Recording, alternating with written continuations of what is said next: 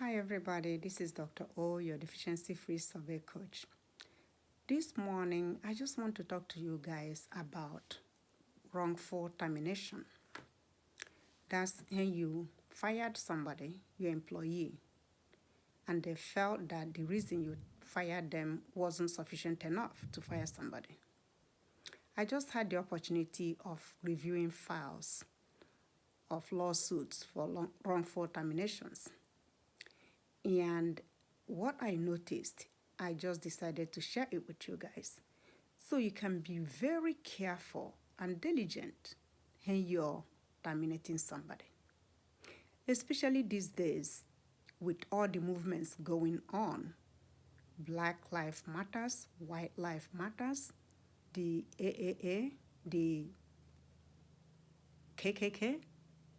So you really have to be extremely careful before you fire somebody. I just have to tell you, the file that I reviewed last was very, I would say, informative. For me to know that the healthcare administrative people are allowing incompetent staff to work with them and continue to work with them. I have an instance, I had a case where a nurse cost the facility. In the past 5 years, this nurse is responsible for 24 deficiencies. And she still continued to work there until finally they decided to terminate her.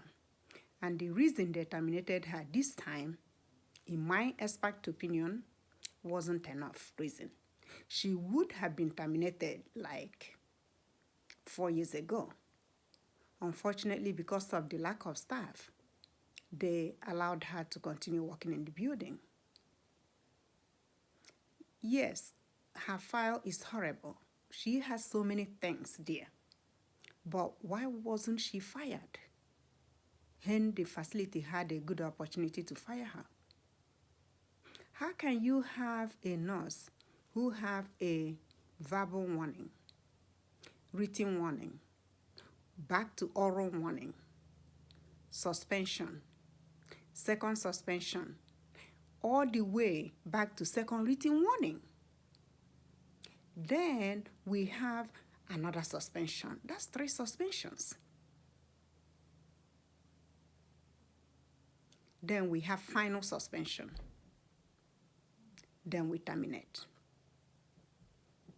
And the reason we terminated her, according to our conclusion of the investigation that we sent to the state, we said that she didn't do anything, basically. That's what the investigation that we sent to the state is saying, that there was no abuse, there was no sign of abuse, but we terminated the nurse that was suspected of abuse. So please, guys, be careful. If you're going to terminate somebody for abuse, then you're going to write your final report to the state saying that abuse did not occur. So why do you fire that person? That's where I have an issue. Yes, I know that it's very difficult for us to tell state, yes, we did abuse the patient, or the nurse abused the patient in our facility. It's hard for us to say that. So if you know that you can't say that to state, then why are you firing somebody for abuse? You are contradicting yourself. It's either abuse occurred or abuse did not occur. It's either you terminate the person for abuse or you don't. But you can't say abuse did not occur. We did everything right in the facility. Then you terminate a nurse saying that she abused the patient. Okay? So again, be careful before you terminate. Make sure that all your documents jive together. Make sure that everything you're saying is consistent with your findings. Don't say abuse did not occur, but I'm going to fire you. So what are you firing me for if abuse did not occur? So guys, be careful, all right? Have a wonderful day and wonderful week. Bye.